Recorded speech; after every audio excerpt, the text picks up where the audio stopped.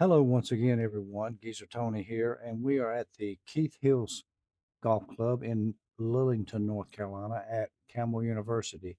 We have a special video today.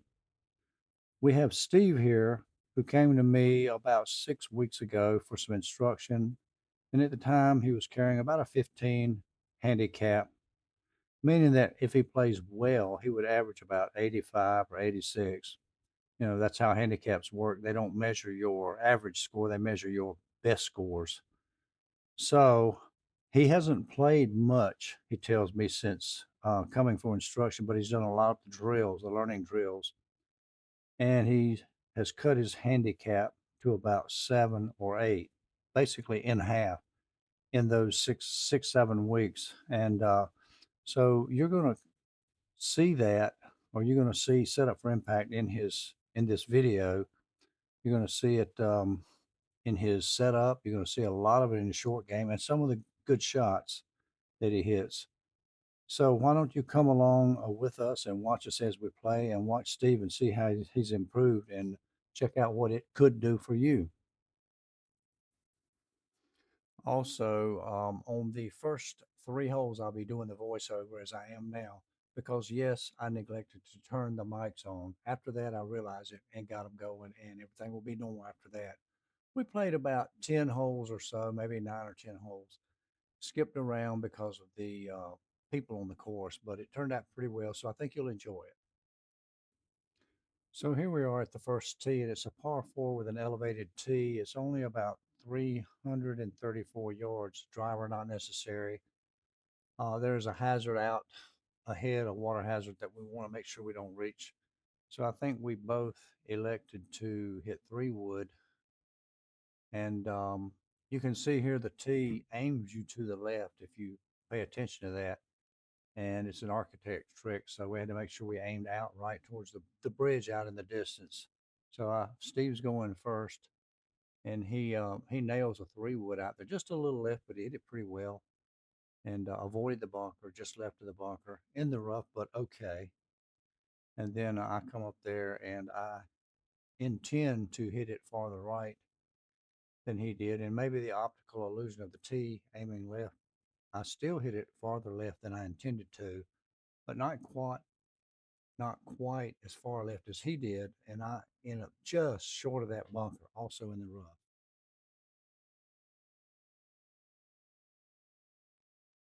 So now here we are on the second shot, and Steve's got about 125, and he's hitting a pitching wedge.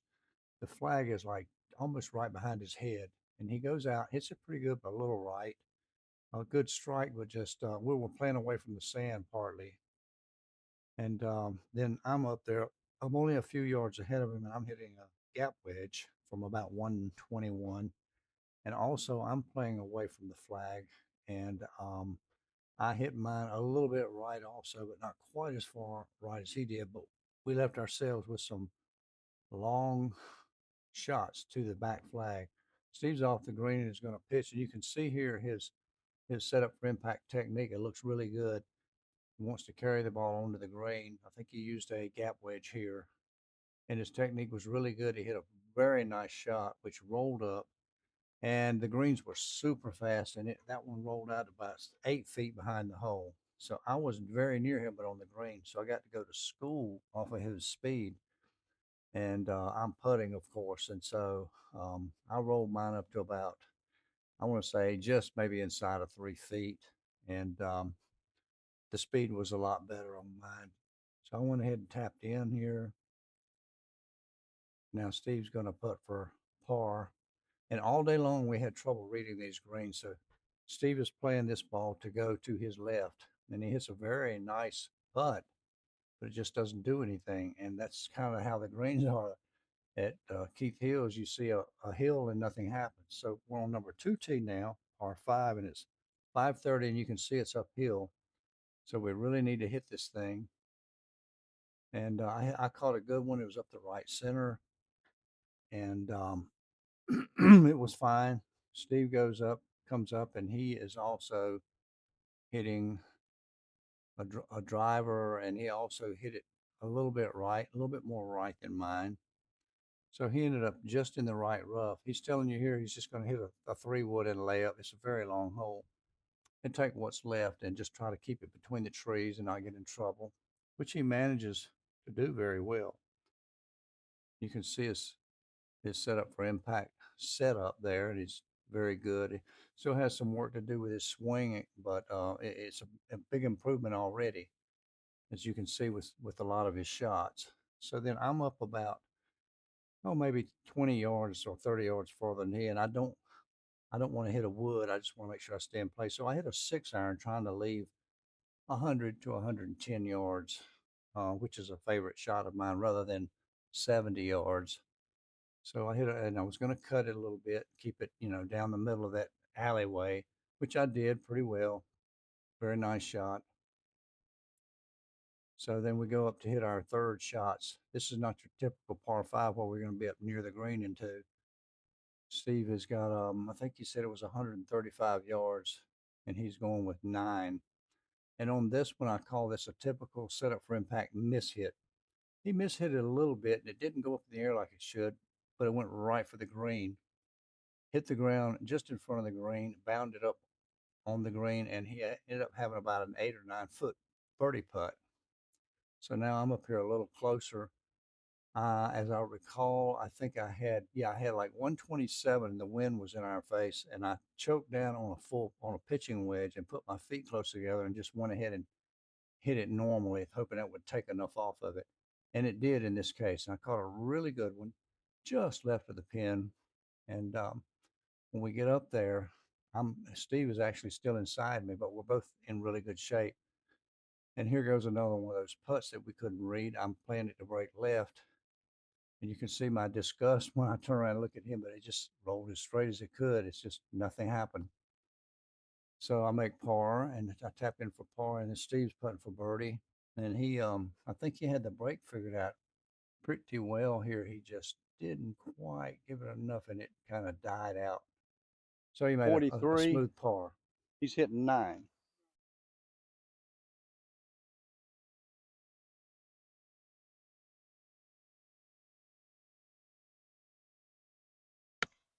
Well, that looks really good. Be there, baby. Just short of the green. So on the third hole, it's 143, par 3. The wind should be helping a little bit, so I'm going to go ahead with the wedge. Okay. I think we can get this there.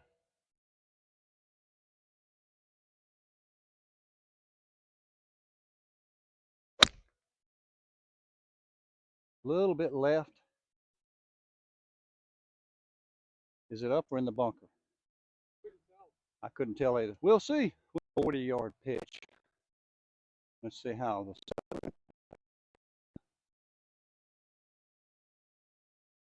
I like it. It's going to be a little deep. Boom! Hit the hole. Okay, so I've got about a 5. Look at the kiddie pool.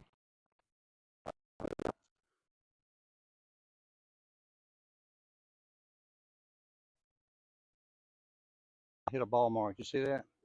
Took a little steam off of it.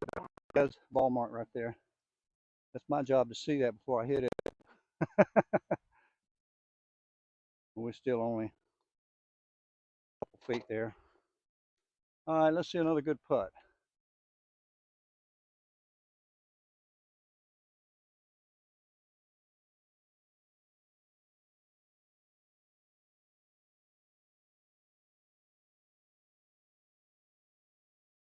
Yes, sir. So we're on number 11. We skipped ahead due to crowded course conditions, and videoing takes a little extra time. So now we're on the 11th hole, par 4, dogleg right, 346. I'm just going to hit an easy driver, and I'm not even going to try to cut it. I just want to hit it straight out there.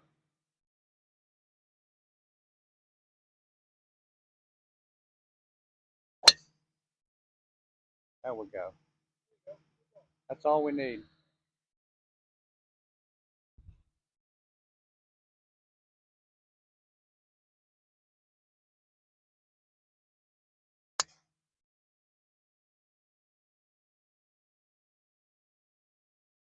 Ended up 121. A little breeze in our face. I'm going to go with the A wedge, which is generally 125-ish club. Try to make a good swing, get it on the green.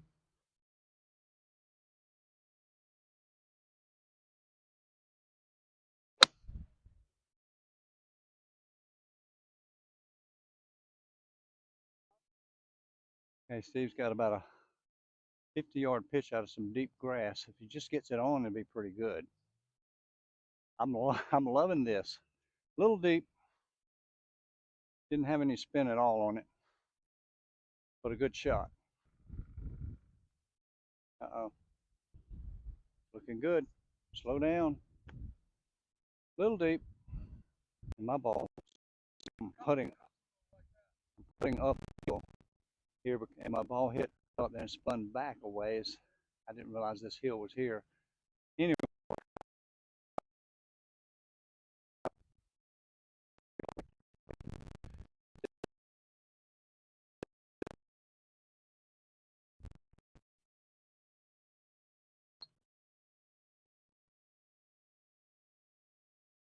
well, I was wrong again. I said a very slight break to the left, and it very slightly broke to the right. But it's a par.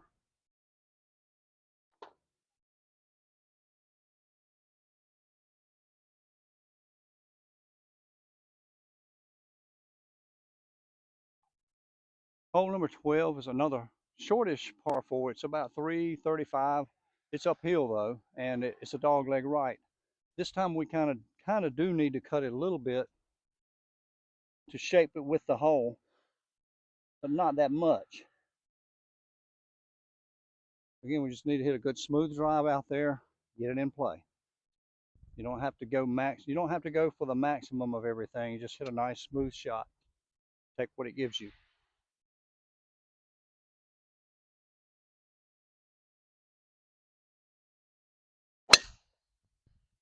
I like that a lot. That's perfect. Okay, here we go.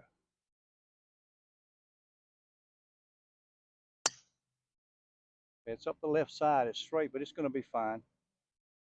Yeah. Okay, so Steve's got 160 yards, and he's hitting a 7-iron here.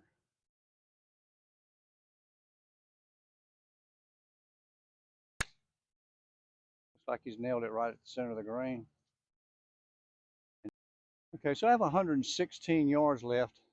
It's a little bit uphill, and it's out past the boundaries of my 52 wedge, but that's the one I want to hit. I can't tell you why. So if it comes up a little short, it just does.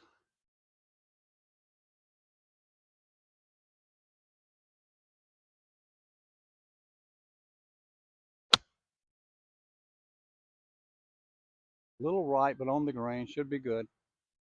It should be pretty decent. Steve's got another, probably about a 40-foot chip this time. This will be more of a runner. Let's see how he does.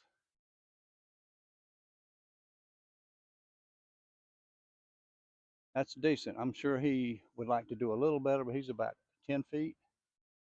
And all it would have taken was a little more swing. Steve for par.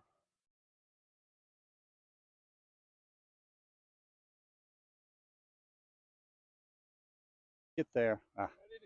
Yeah, a little uphill. I'm trying to get used to Keith Hill's greens, and they don't break a lot, even though I think I see 16 inches of break. I'm going to play 3. See what happens. I'm going to try to play 3. If my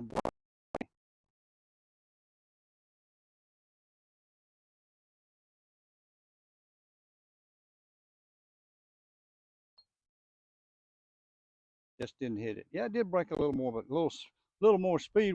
We've reached the 13th hole, par 5, dog leg right, 511 yards. We got a breeze in our face. The dog leg should be of no concern to us because it's so far away, we can't go around it. So we're just going to hit it straight out. Straight out in play and go from there.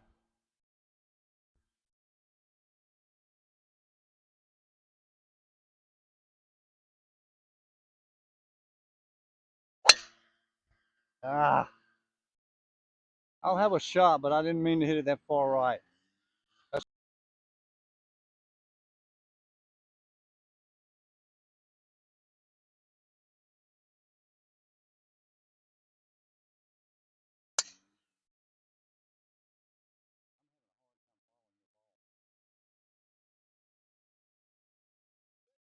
Okay, on the next par five, I'm back in the same predicament I was the last time we played a par five.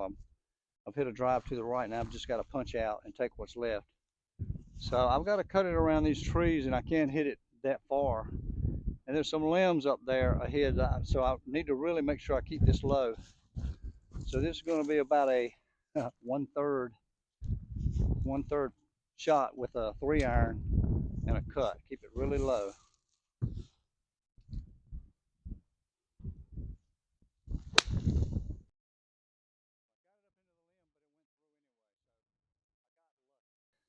So I'm left with 178 after that punch out, which should be a 6.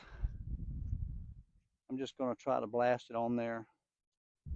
See if I can get it there. We got a little breeze at us.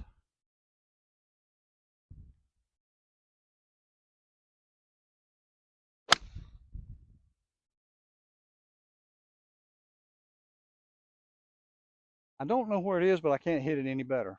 That 6-iron ended up in this bunker. It went a lot farther than I thought it could. I'm playing for that part of the green, and I'm pinned high, but oh well, we got this. Little bunker shot. It's ticklish, little downhill.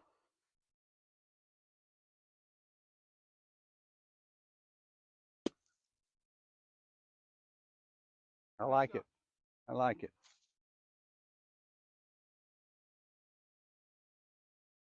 Shot.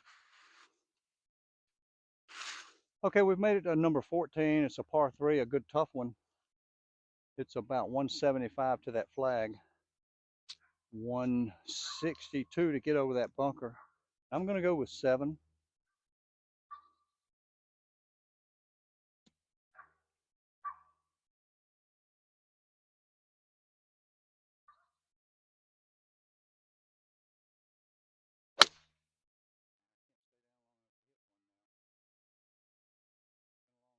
I think I'm in the bunker again. Steve's going with 6-iron.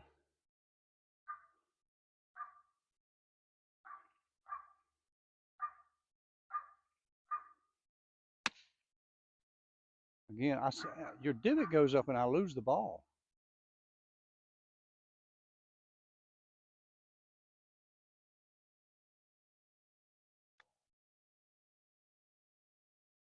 Another good chip by Steve. Really bad 7-iron, and I'm buried in the rough, and I got to go over this bunker. Use a lot of height to stop the ball. Overdid it. It's on there though. I got a par putt. Okay, we got Steve here for about 8 feet for par.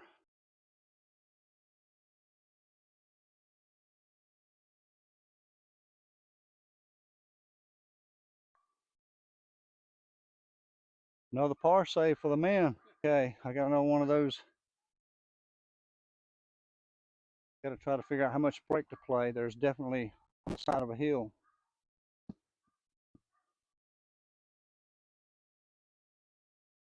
So I'm going to play, and I'm going to try to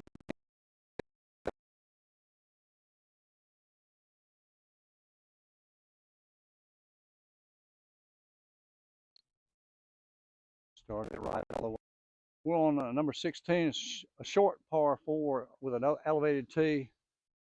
It's only about 320 or so to the green. The whippersnappers would just go over the trees right at the green, no problem. But since I'm a geezer, I'm going to hit a 7-wood out and just get it over that bunker or just left of it and just take my wedge. So that's what I'm trying to do here. Just get in position.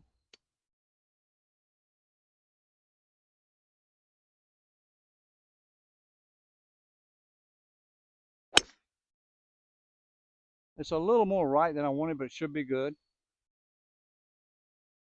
Well, so Steve's going with driver, partly because he's experimenting with this driver that he's just started using.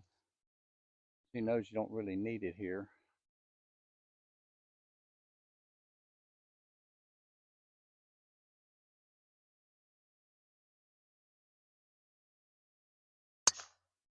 Hi, yow. Beautiful. You're over the bunker. Okay, so I ended up not so great here off the tee. I'm almost blocked out to the flag. I've got 150 yards, 147 yards actually.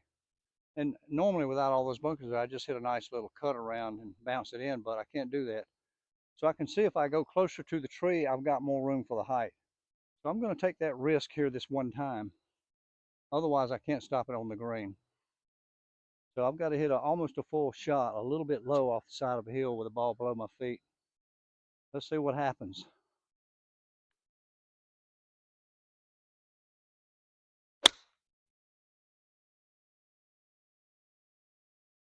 I made it. It's on the green. Wow. Great shot. Awesome.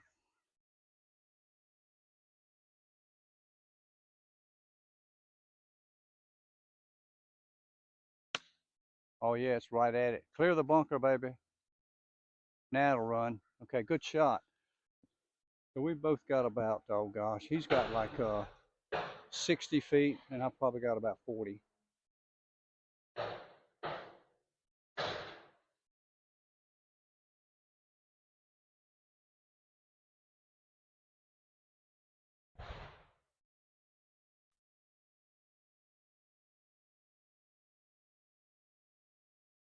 A little short that time.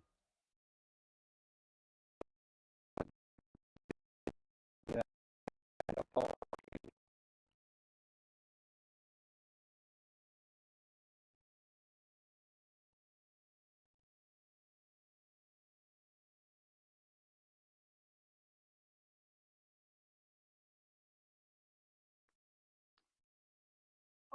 That one broke.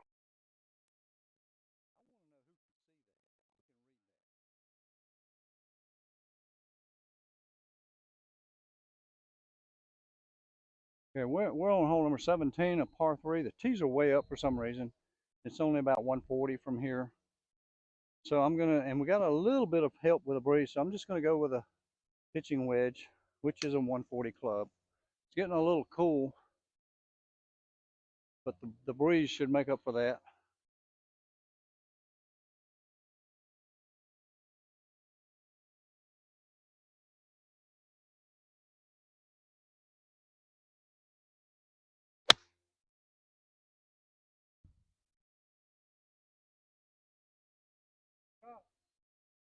I can't tell if it's deep or not, but it was right at it.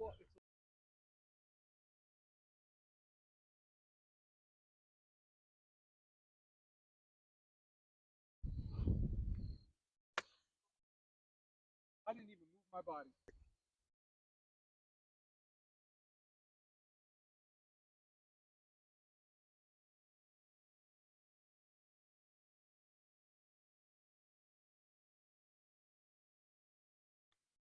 Nice.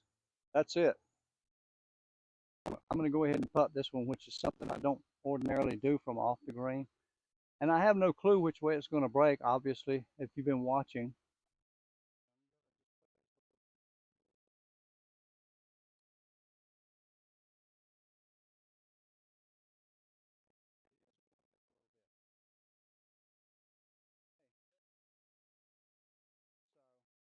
Well, we finally made it to 18th tee.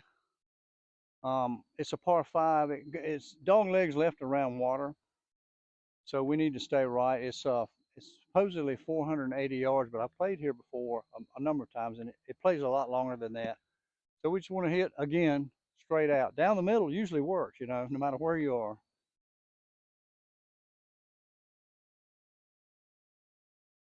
We just hit a good solid ball down the middle or the right center.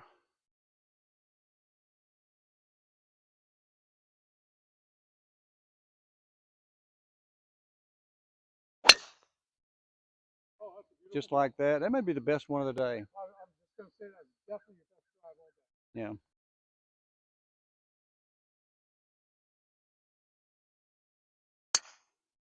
Nice. He's down the right center. Good shot. Steve's hitting 3-wood here to lay up. And you've got to lay up farther right than you think because there's an area out there that juts out that you can't see from here that has water. So he's going to be literally hitting it way over here somewhere.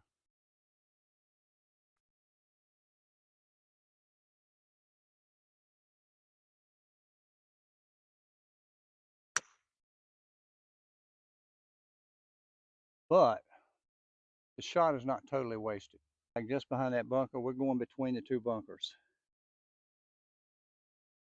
So we had 230-ish to the flag. I'm going to try to hit it over between the two bunkers and maybe set up a good up and down for birdie.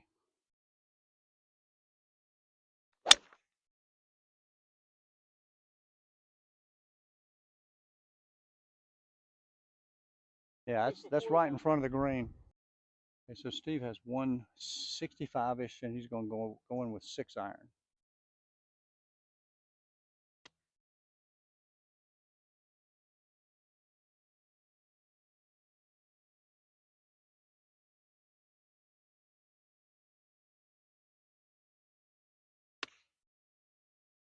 Oh, stay left. I think it's going in the bunker. So cool. Steve's ball stopped just short of the bunker, and now he's got a nice little chip. I would say of about 40 feet. Lofted wedge. Good chance to save par.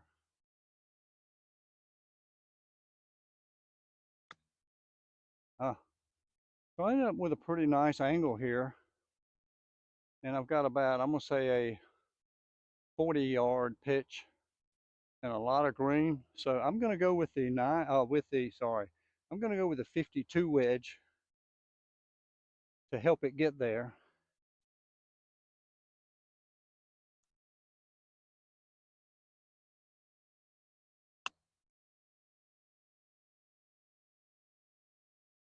Go in, baby. Ah, best one of the day. Finish with a birdie.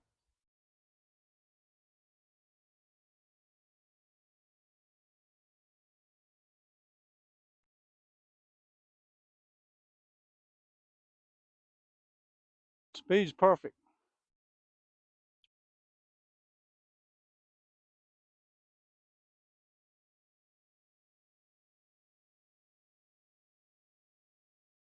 Yes, good two-putt from there. Concludes the round, and we skipped some holes, of course, and the purpose of the video was to show you Steve and how he is playing now that he's adapted Setup for Impact. And this is just the beginning. He hasn't played much golf with it. He's done a lot of drills, and you can obviously see it in his setup. You can see it in his short game, and a lot of the shots. He hit a lot of really good shots. Yes, he hit some bad ones too, and I did too. Anytime you play golf, you will hit some bad shots. But I was very pleased with what I saw from Steve based on when he first came to see me and today.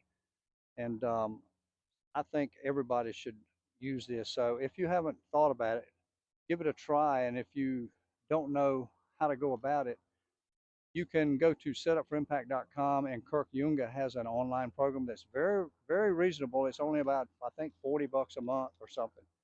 And he teaches you how to use this technique, this swing, this setup. And you can send videos to him, and he'll give you feedback on that video, send it back to you with his instructions on how you're doing. So anyway, Steve, thanks a lot for bringing me out here today. I really enjoyed it.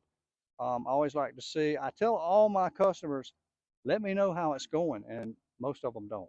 Yeah, but he has. Yeah. And so I'm very interested because I don't do it, just for fun. Well, I do have fun doing it, but I do it to help people, and I would like to see the results of it when possible. So for now, this is Geezer Tony signing off. Till next time.